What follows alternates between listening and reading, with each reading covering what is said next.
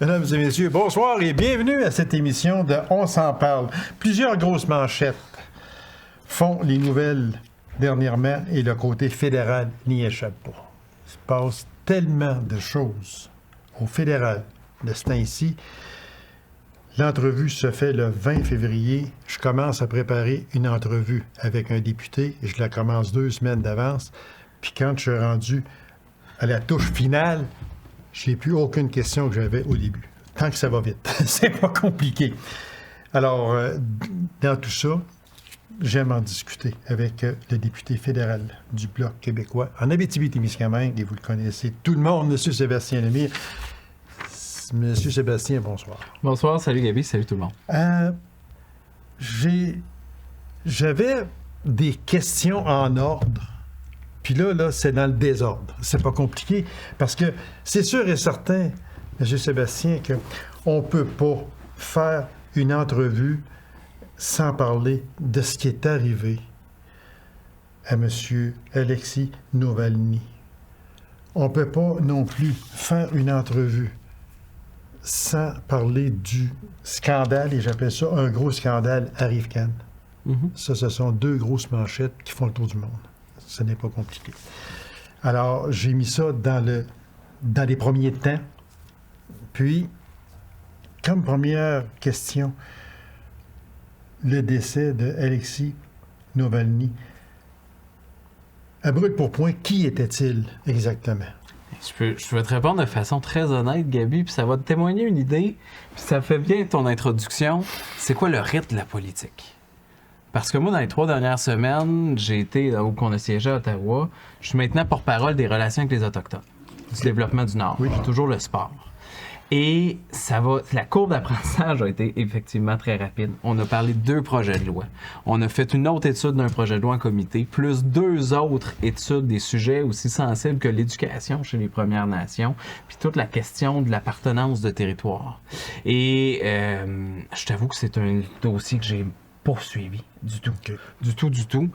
Concentré sur nos enjeux locaux, régionaux, puis sur ce défi-là de toutes les relations autochtones avec des projets comme la reconnaissance des Métis en Ontario, en Saskatchewan, en Alberta.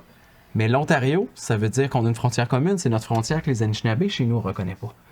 Et qui ne reconnaissent pas les nations métisses. Exactement. Et donc, c'était vraiment des beaux défis que j'avais à comprendre, à devenir aussi plus un projet de loi sur l'eau, sur la réconciliation, un conseil de réconciliation.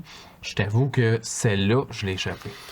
J'aime votre honnêteté, M. Lemire, parce que j'aime une personne qui est capable de dire face à la population « Je suis pas assez au courant de ce dossier-là. » C'est honnête de votre part.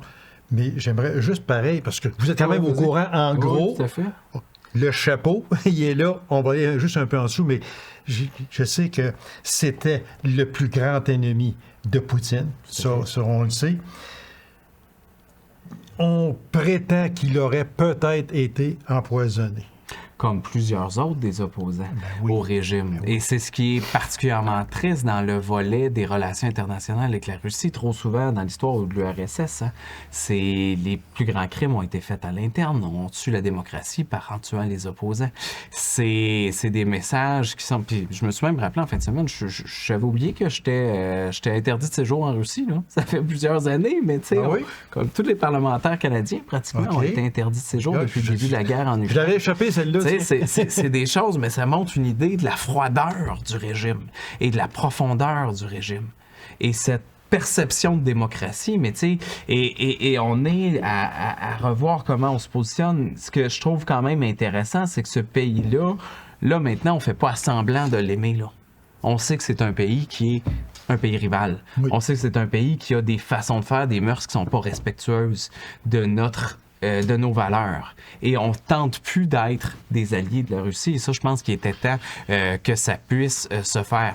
Mais sur l'évolution du décès, qu'est-ce que les gens en ont dit, etc., comme je dis, je peux pas en rajouter davantage sur l'appréciation de ce personnage-là, mais il y a des inquiétudes à avoir sur le regard que la Russie porte dans ses relations internationales.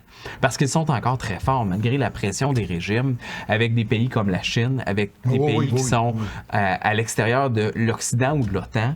la Russie est encore très forte. Parce que quand on prend une déclaration du premier ministre du Canada, M. Trudeau, qui dit qu'il traite Poutine de monstre, la réplique de la Russie, c'est « Hey, le Canada, mêlez-vous de vos affaires. Mm-hmm. Ça veut dire que c'est la guerre entre la Russie et le Canada. Une guerre froide, mais c'est de la guerre. Le Canada est derrière l'Ukraine. Le Canada a manifesté, le Canada a amené des sanctions économiques face à la Russie. Le Canada est un leader dans l'intégration de l'Ukraine au niveau de l'OTAN, notamment. Donc, certainement, puis on a quand même des avantages à ça. Tu sais, quand on voit toute la dépendance que la Russie créait en Asie, notamment à l'Europe, sur des enjeux comme le gaz, mais aussi sur des minéraux critiques stratégiques, il y a des opportunités pour le Canada qui se créent avec des pays qui sont aussi en froid, comme avec la Russie, qu'on pense à la Corée du Sud, qu'on pense au Japon et à bien d'autres. L'écosystème mondial se transforme. On parle plus tant que ça du G7 ou du G20. Hein?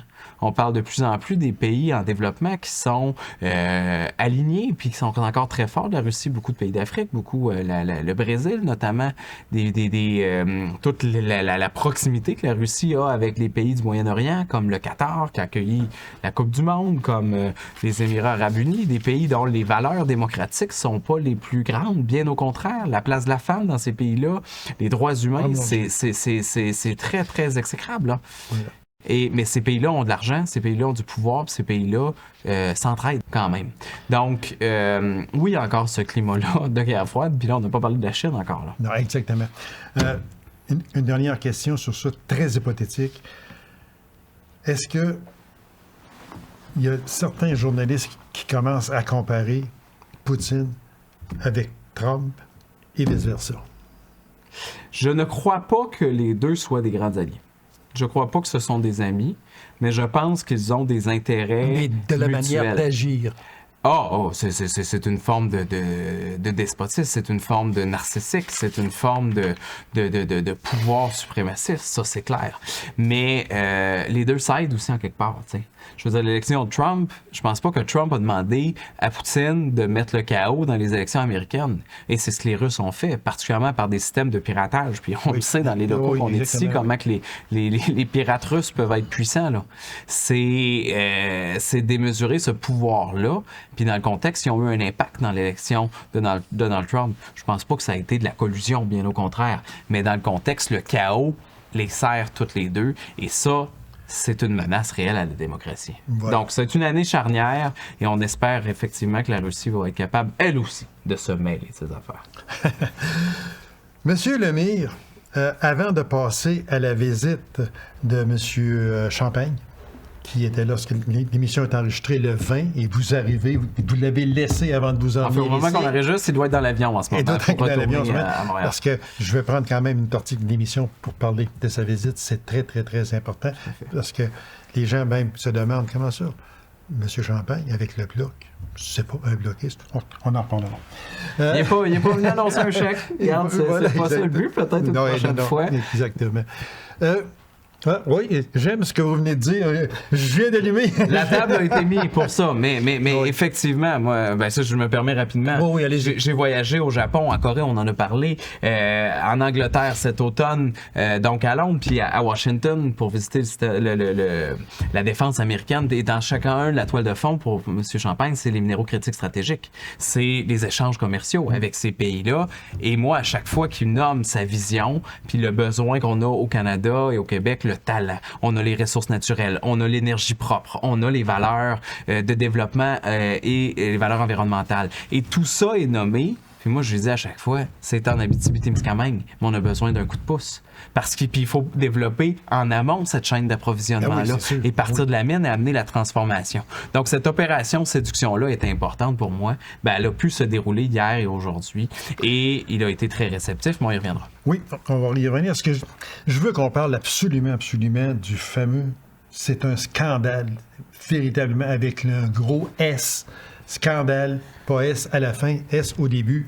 Là, j'ai pas la verve de Jacques Gourde, mais effectivement, on pourrait l'entendre dire que c'est un scandale. C'est un scandale. Arrive Khan. Oui. Expliquez-nous en gros et très brièvement, c'est quoi exactement que Arrive Khan?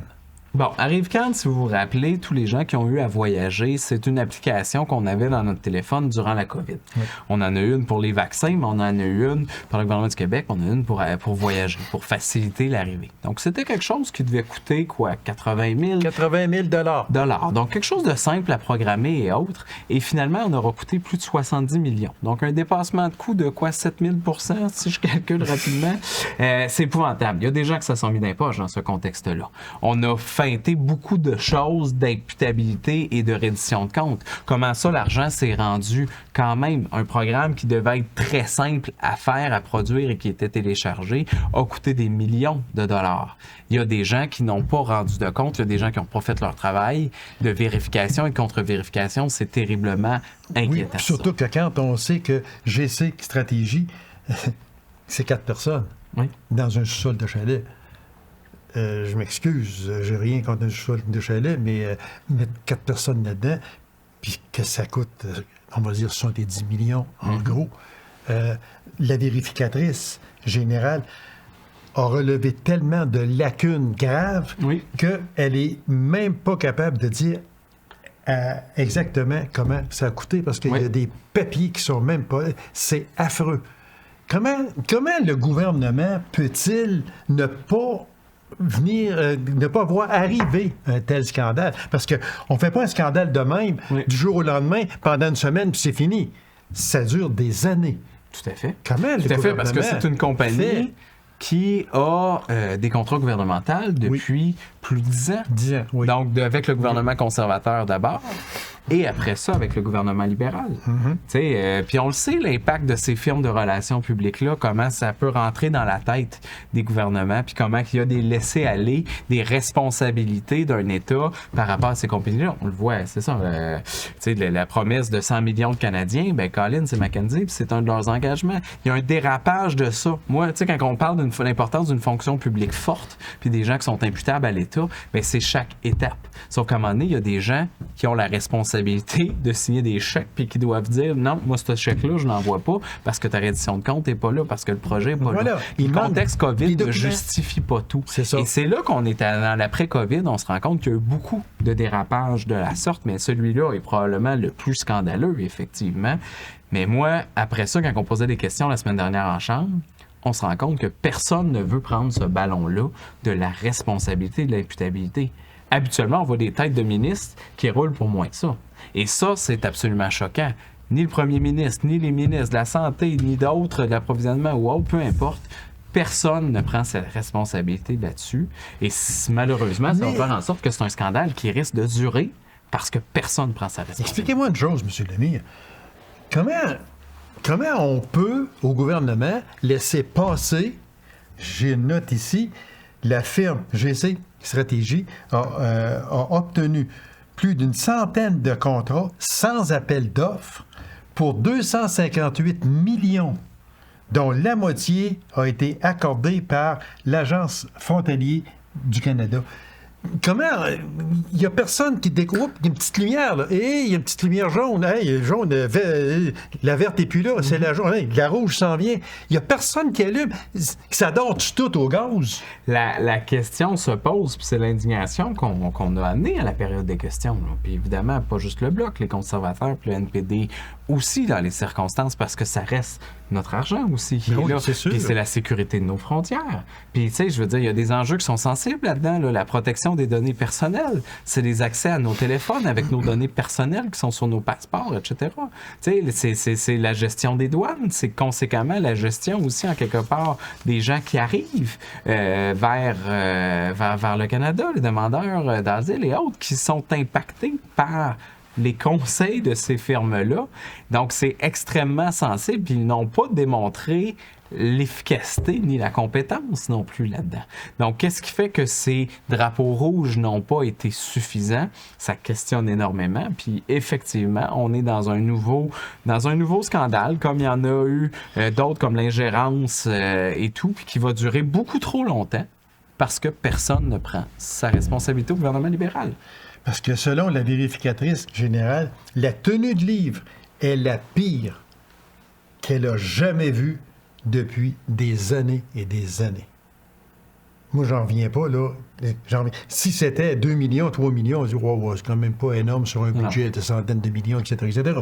Mais c'est pas ça, là. Là, on parle d'argent terriblement, puis on parle 4 personnes. Oui. Et ici, c'est... Et c'est des montants de 20 millions qui sont pris sans suivi. Voilà, exactement. Et qui devront être démontrés parce que là, moi, j'arrive à un stade dans lequel je pense que cet argent-là doit retourner dans les coffres. Mais pour moi, sûr. c'est des gestes qui sont criminels. Et il doit y avoir une démonstration de ça, puis qu'un retour de C'est cet votre argent, c'est mon argent, c'est l'argent de tout le monde. Là. Tout à fait. Puis là, ça veut dire qu'on pige dans le plat de bonbons. C'est pas, puis c'est pas censé être... moi, j'ai pas payé pour avoir cette application-là quand j'ai voyagé, là. Fait qu'il y a forcément des gens qui ont donné, qui n'est pas le principe de l'utilisateur-payeur, là. Voilà, exactement. Fait que c'est effectivement de l'argent gouvernemental. Parce qu'on dit que il y a des grandes lacunes. GC Stratégie, c'est accaparé de 25 millions de la valeur du contrat est formé de 2 individus qui travaillent chacun à leur domicile. Puis qu'on arrive pour aller chercher des papiers et on n'en a pas. Il y a une notion d'imputabilité là-dedans, pour moi, qui est fondamentale et il devra y avoir des comptes qui se rendent. Ça, c'est pas fini. Mais d'après vous, est-ce que le gouvernement va pouvoir aller au bout de cette enquête-là? Vraiment, là, au bout, parce qu'il y a des élections qui s'en viennent. 2020... D'abord, je suis confiant que les élections n'entreront pas en ligne de compte. Moi, je les attends pas avant l'automne 2025. Je veux dire, les libéraux veulent pas l'élection, le NPD encore moins. La montée des conservateurs se fait dans le reste du Canada. On se menace, par exemple? Non, mais il y aura une élection demain matin. Moi, je me sens pas menacé ici. Puis non, mais je veux dire, on se menace, le NPD et les libéraux. On se menace, on se dit, hey, moi, là, ton entente, là, je te déchire ça, puis je t'emmène au peuple. Regarde, ce qu'on a vu quand il y a des votes la semaine dernière, un enjeu aussi fondamental pour le Québec que l'aide médicale à mourir, oui. Ben, ça a passé sous bâillon encore une fois. Et la différence québécoise n'a pas été mise de l'avant. Des gens qui ont une maladie dégénérative, qui auraient voulu demander de façon préventive l'aide à mourir, puis qu'il y ait un de leurs proches qui soit nommé pour faire appel à un comité d'experts pour dire est-ce que les conditions de souffrance ont été réunies, est-ce que la détérioration de la personne qui voit sa qualité physique se recroqueviller sur elle-même, puis perdre la conscience des choses, avec plus aucune autonomie, ben il y a un comité d'experts de médecins qui doit être mis de l'avant. Bon, on s'est fait accuser de faire de l'aide au suicide, etc. Je veux dire, la différence canadienne-québécoise était épouvantable, mais ça s'est fait par bâillon imposé. Donc, les NPD, les libéraux, avec le support des conservateurs, ça a été une semaine très difficile sur le point de vue émotif dans le contexte. Si on revient sur Arifcan, on est dans le même type de défi. C'est l'imputabilité du gouvernement. Oui, à un moment donné, il y a du leadership qui devrait être pris, mais de l'autre côté aussi, c'est de l'imputabilité. Et les libéraux vont probablement tout faire une fois de plus, comme on les connaît, pour défiler, se cacher, pas faire les enquêtes qu'il faut faire. Si, en tout cas, c'est garant de l'avenir. Et c'est ça qu'on appelle une fin de régime, là.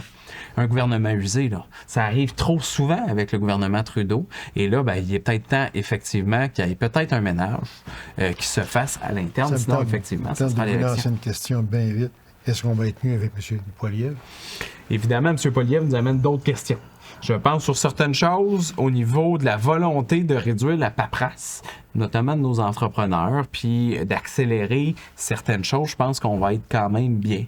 Mais pour le reste, d'un point de vue environnemental, d'un point de vue de stratégie politique, d'un point de vue du respect des droits de l'homme, d'un point de vue du respect de la parole donnée, j'ai beaucoup d'inquiétudes face à un gouvernement qui pourrait être dirigé par Pierre Poilievre. Donc, les Canadiens feront leur décision. Voilà, mais effectivement, je ne suis pas plus optimiste face à l'avenir que je le suis face au présent. Oh, OK.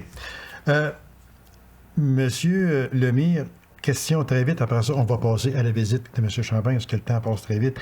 Moi, je me demandais, qu'est-ce que l'Agence frontalier du Canada? C'est quoi exactement?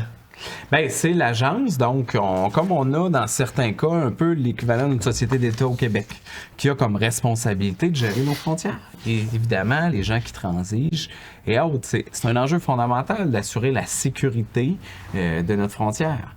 Mais dans le contexte Je veux dire, il y a des gens qui n'ont pas, puis là je me répète encore parce que c'est de ça qu'il est question, qui n'ont pas pris leurs responsabilités dans les circonstances. Les mandats sont très simples. Est-ce que la personne qui vient est sécuritaire? Est-ce qu'on a fait les vérifications et autres? Est-ce que dans un contexte même de pandémie, est-ce que l'ensemble des vaccins et autres ont pu être faits? Est-ce qu'on protège notre population? Mais au-delà de ça, c'est quoi le contexte global? Est-ce que les douaniers sont bien formés? Est-ce que l'information circule? C'est ça la responsabilité de base. Puis, il y a eu des dérapages qui sont très lourds, effectivement. Vous receviez aujourd'hui et hier également, les 19 et les 20 février, le ministre de l'Innovation, des Sciences et de l'Industrie et député de Saint-Maurice-Champlain, M. François-Philippe Champagne. Quel était le but de cette visite-là? Bien, le but pour moi, c'était... Puis là, on change de registre quand même, ça reste le même gouvernement libéral. Je vais quand même nommer qu'il y a des ministres en qui j'ai confiance. Il y en a d'autres en qui j'ai beaucoup moins confiance. On ne peut pas toutes les rejeter du revers de la main. François-Philippe Champagne fait partie des gens vers qui j'ai confiance, davantage. L'aspect qui a été mon vis-à-vis critique à l'industrie longtemps, et le but, ben, c'était de lui faire cette opération séduction-là de l'Abitibi-Témiscamingue, qu'il puisse venir voir ici tout le talent de notre écosystème. On a besoin de bonnes nouvelles en Abitibi-Témiscamingue, on a besoin d'être considéré par les gouvernements. Nos défis qu'on peut avoir, particulièrement avec l'immigration ou la main-d'œuvre, sont différents des métropoles. Ça prend des éléments qui soient adaptés. T'sais. On attend la zone d'innovation minière. Ça, c'est dans le cours à Québec, mais quand même, il y a un savoir qui est développé. On est passé par l'UQAT, on est passé par le CETRI, la ville de Rouyn-Noranda, puis on a eu des échanges avec des leaders d'opinion, des ambassadeurs, mais aussi des gens de l'industrie. L'Abitibi-Ouest est bien représenté par la Chambre de commerce, par ECLA, Québec notamment, par Éric Fournier comme responsable du développement économique à la MRC, mais qui est aussi le président du conseil d'administration de CETRI. Donc, c'est de montrer la force de chacun des milieux. Chaque MRC était là avec ses forces, ses constructeurs de mines, évidemment les idéateurs.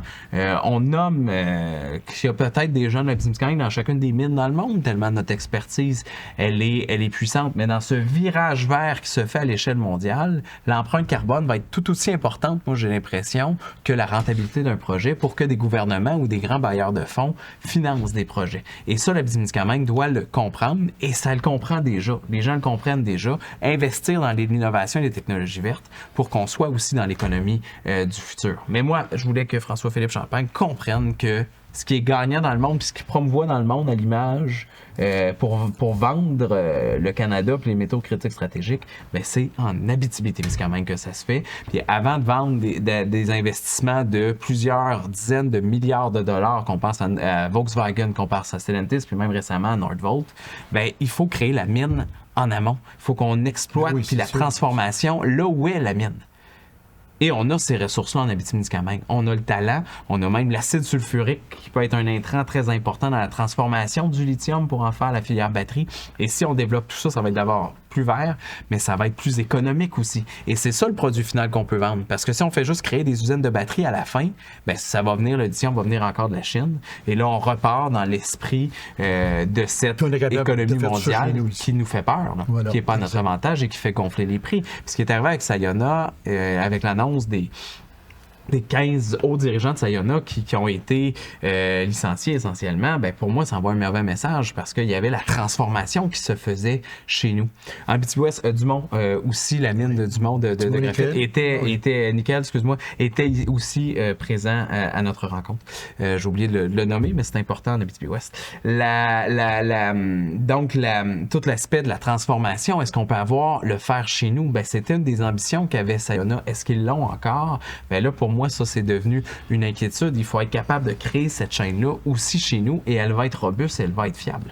Comment en est venu de placer l'Abitibi-Témiscamingue, le Rouyn-Noranda, etc., sur la feuille de route du ministre Champagne? On sait que le ministre Champagne, moi, je le suis. Moi aussi, c'est un gars que j'admire beaucoup, beaucoup. Puis, il y en a plus qui peut en faire, mais comment chez nous, en Abitibi-Témiscamingue, on a réussi à mettre l'Abitibi-Témiscamingue sur sa feuille de route? Ben, c'est là où, parfois, ben, en tout cas, moi, je m'inscris dans c'est quoi faire la politique autrement. J'ai été très critique de François Philippe comme vis-à-vis sur plusieurs choses. Comme je vous dis tantôt, la critique de si on fait les investissements dans la surenchère avec les Américains pour avoir des investissements à la fin de la chaîne d'approvisionnement, pour moi, c'est pas la stratégie gagnante, il faut partir de la mienne. Donc, il y a des critiques qui sont là, mais à travers ça, il y a un travail de collaboration, il y a un respect. On a fait des missions ensemble.